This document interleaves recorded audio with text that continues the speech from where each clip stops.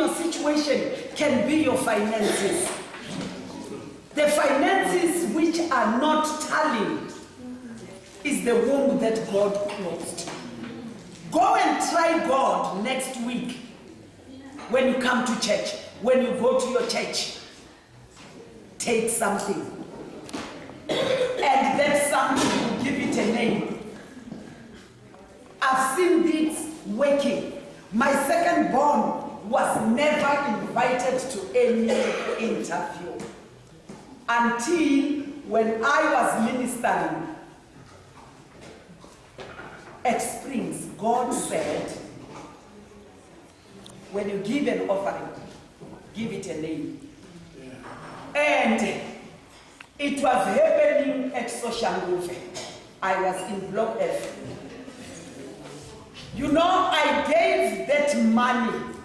It was not an amazing money, because it was the money that I was having at that period. I gave that money the name to say this money is called Hulisan. It's called Hulisan. His secondary is Hulisan. Then I said this Hulisan. You can't believe, but it happened. Tuesday, the boy was called for an interview. And he got employment. I'm talking about the faith here. I'm talking about the faith. The works will never give birth without the faith. You must first have faith to say that if I plant this seed in this soil, it means that it's going to germinate. Your seed is not germinating because once you put your seed in the soil every day,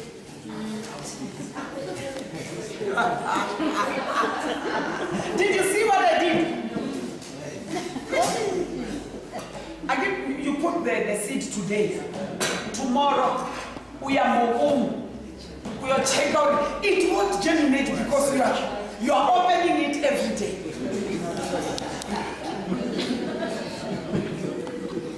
Go and get the fertilizers, put around where you have planted that seed. Pour water. The next week, you will see the germination of the seed you planted. Most of the people's seeds are not germinating because some of them, they don't even know where they've planted that seed. If I can ask you to say, let's go and show me where you have planted the seed. Here's the pot, here's the land.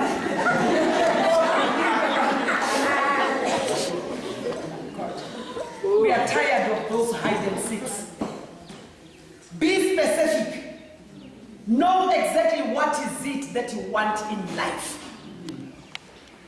Put the seed. Actually, when you want to plant a seed which will give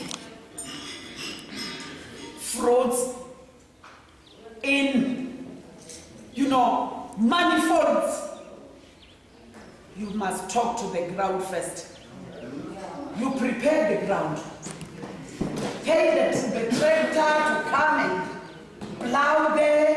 From there you go to the manure shop. You come and prepare the soil. From there you will sprinkle with water. From there you will put the seed. You can't put the seed under the rock. That's why when I started that the decision that you take is up to you. Because you are what you say. And you must be knowing how to speak to your situation. Some of us, when we are faced with situations, we like blaming game. Blaming. If money is not there, it's either the children are eating things not right. Hey, now we'll stop buying these things because every time people are like,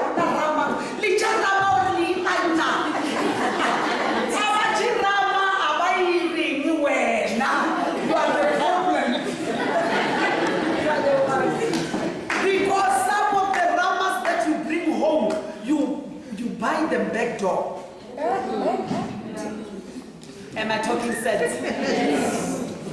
And your womb is closed because there is something in your house that is still there as a mother. You bought something, or that something was stolen and it was given to you under your jacket, and then you accepted that. If you still remember something like that, go and throw it away. You will see what will happen. Because you can't progress if you are still keeping the devils in your house. Oh yeah.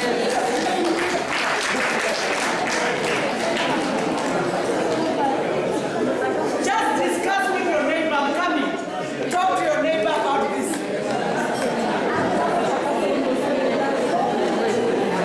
What are you keeping?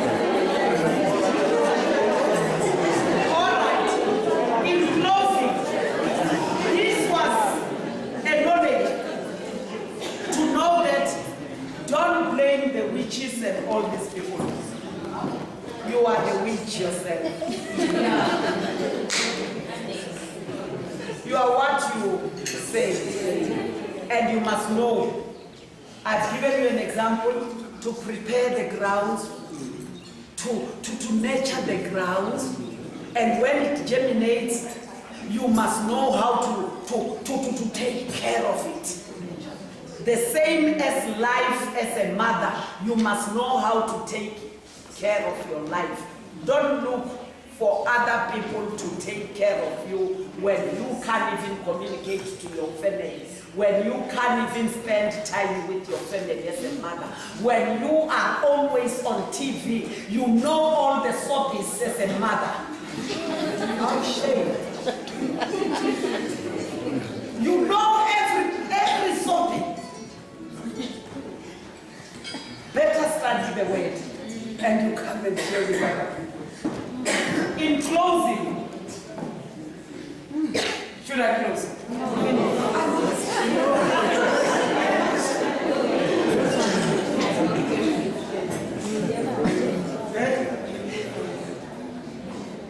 She says she's giving me time.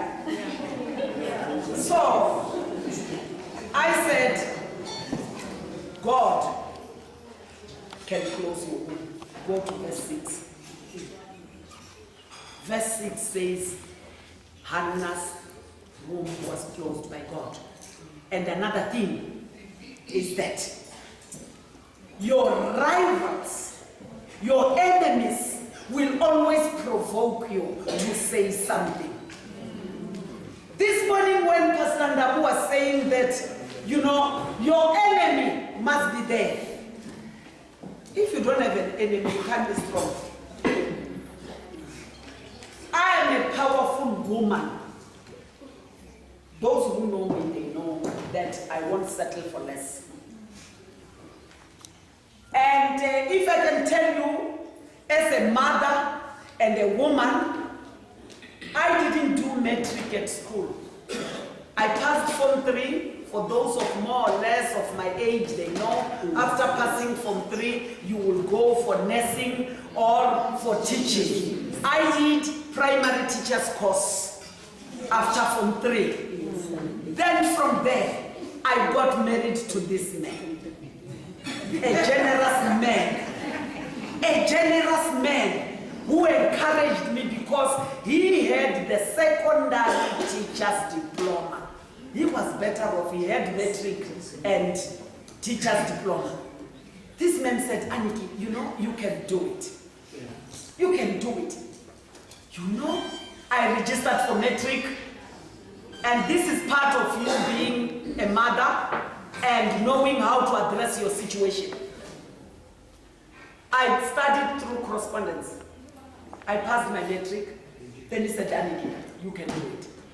I registered for my junior degree. Remember, as a married woman, children are born. And the socks sometimes are not seen. Where are my socks?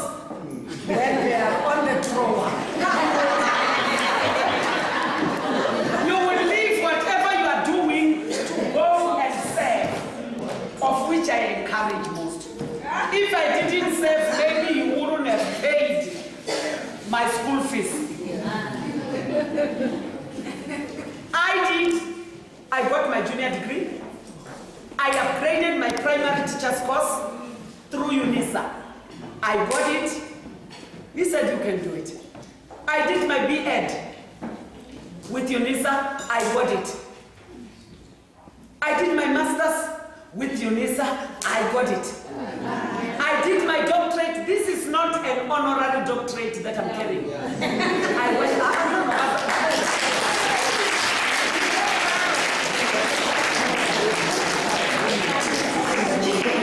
I worked for it. And I don't respect anybody who accepts the honorary degree, the honorary doctorate, when you know that you didn't even reach metric and you are proud.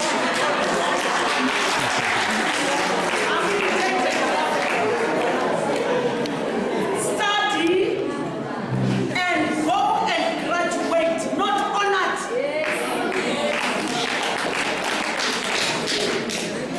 And last year, I registered for a module. I've got a doctorate. But to keep the fire on my altar burning, I must keep on studying. Because learning does not end. That's my background. Don't ever think that I just came from the university. I know it was tough. That's why I said I know different faces of the coin. And going through will make you to grow. Good. Hannah spoke to the situation. The thing that I didn't like with Hannah went on hunger strike.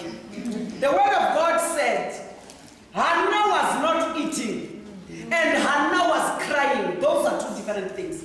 God will never answer you if you go on hunger strike, crying. No. Fasting and hunger strike are two different things. You must pray. Pray to God and go into fasting. And you can weep. It's okay. But weeping, God will just say to the angels, switch off that channel.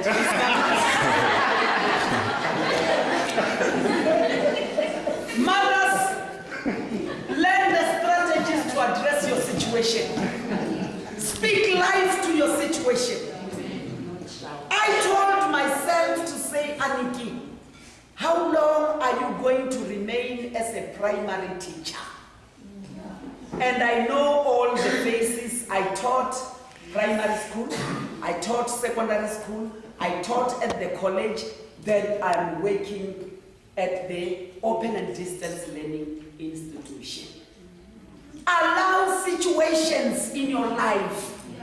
You will grow and you will be able to address other people. Let me conclude.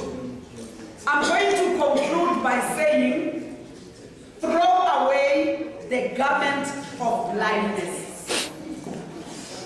Ladies and gentlemen, mothers, throw away the garment of blindness. Tell your neighbor that, throw away this garment.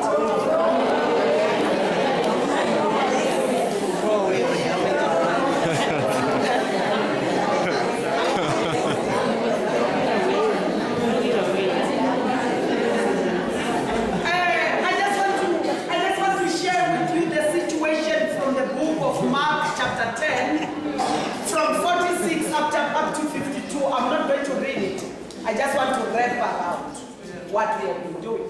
So, the situation in Mark 10, from 46 to 52. We've got a man called Bartimaeus, the son of...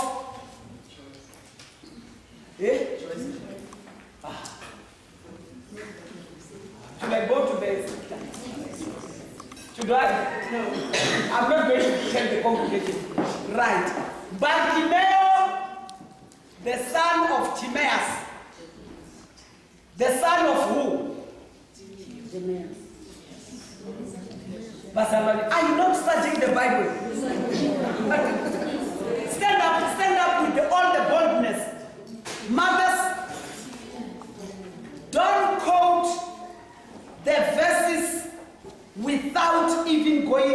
Bible. You will tell us that open to the book of David, chapter 7. Do we have the book of David here?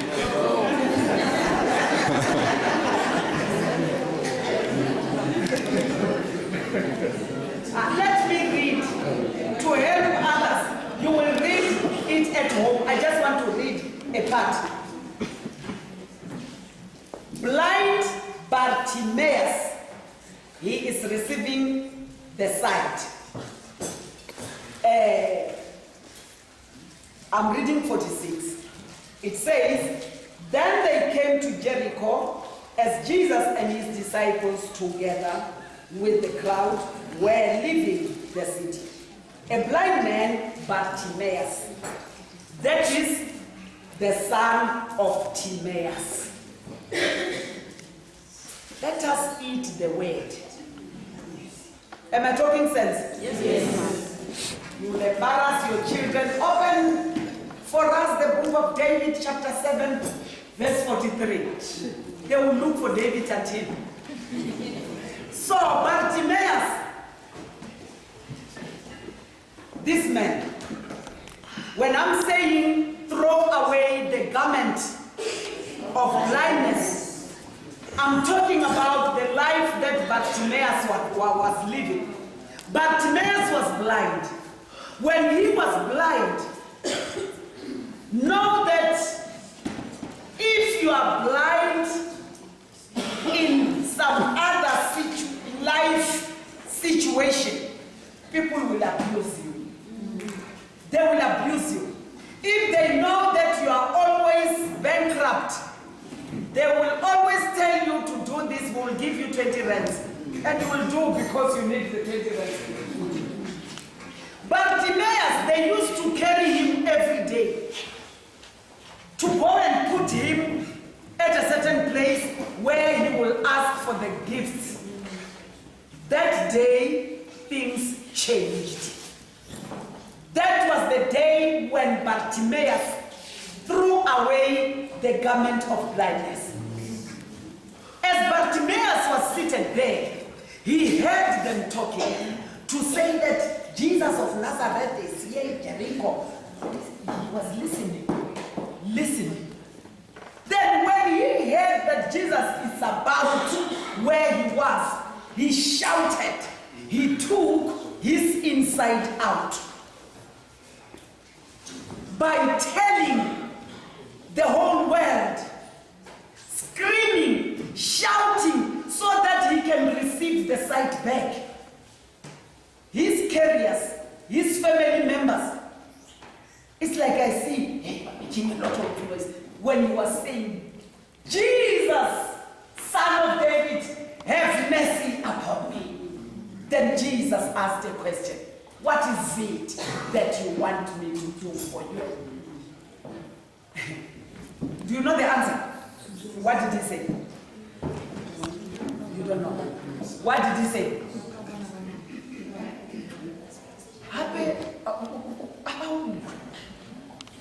What did Bartimaeus said? Don't look at me, look at them.